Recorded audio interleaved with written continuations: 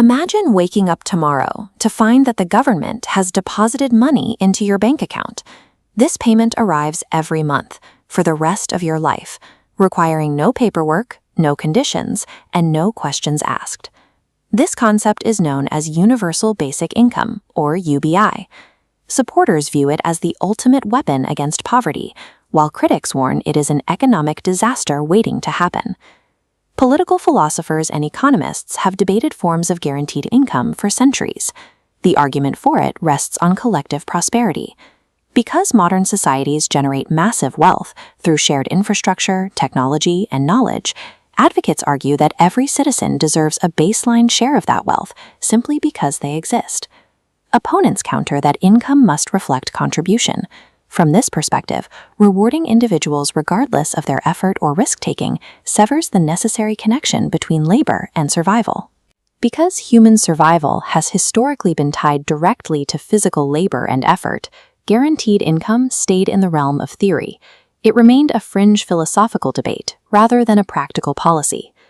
Throughout history, technological progress has continually eliminated jobs. Farm machinery reduced the need for manual agricultural labor. Later, factories deployed heavy industrial robotics to handle physical manufacturing, replacing thousands of human workers on assembly lines. The disruption eventually reached the white-collar world. Early computer terminals took over administrative tasks and data processing, shifting office productivity from paper ledgers to digital screens. But today's wave of automation is performing cognitive tasks. Artificial intelligence handles data analysis, translation, and legal research, while modern robotics complete complex autonomous physical labor. As machines begin to handle both physical and cognitive labor, the historical connection between work and income begins to fray. This shift is forcing a reevaluation of how societies distribute resources when human labor is no longer the primary driver of production. Before evaluating the risks, we have to look at strict mechanics. A UBI payment is universal, meaning billionaires and factory workers receive the exact same amount. It is basic, designed to cover essential living expenses, and most importantly, it is distributed as unrestricted cash. Traditional welfare programs rely on housing vouchers or counting out food coupons, wrapped in complicated paperwork and strict eligibility checks. Unrestricted cash removes that friction entirely. Providing unconditional cash creates a universal financial floor, catching individuals before unexpected bills push them into debt. Real-world trials in Finland and Canada show participants reported better mental health and upward mobility using the safety net to invest in education. Instead of quitting the workforce to sit idle, recipients largely used the extra income strategically. The basic financial security functioned like startup capital for ordinary people, allowing them to take entrepreneurial risks they otherwise couldn't afford. But the arithmetic presents a massive hurdle. Paying 100 million adults $10,000 each costs $1 trillion annually. To balance that ledger, governments have few options. They must rely on higher taxes, massive borrowing, or unchecked money creation. That massive injection of cash introduces a secondary threat: systemic inflation. When everyone suddenly possesses more money, the demand for goods and services spikes immediately.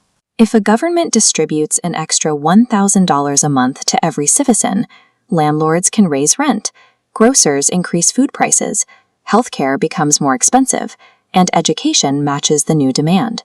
If prices rise enough to absorb the extra cash, the extra income loses its value. A policy designed to cure poverty could trigger a cycle that severely damages overall purchasing power. Our current welfare systems involve dozens of overlapping programs with separate rules and income limits. This tangled web was built for an older economy and is poorly suited for an era of rapid labor disruption. It also creates the welfare trap. Because many targeted programs have strict income caps, individuals often lose their benefits the exact moment they start earning more money at a new job. Universal basic income bypasses this trap entirely. Because the monthly deposit is unconditional, nobody loses their baseline support for picking up extra shifts or accepting a promotion. It directly rewards additional work. While a single universal payment drastically simplifies government bureaucracy, a healthy adult and a disabled individual face very different costs of living.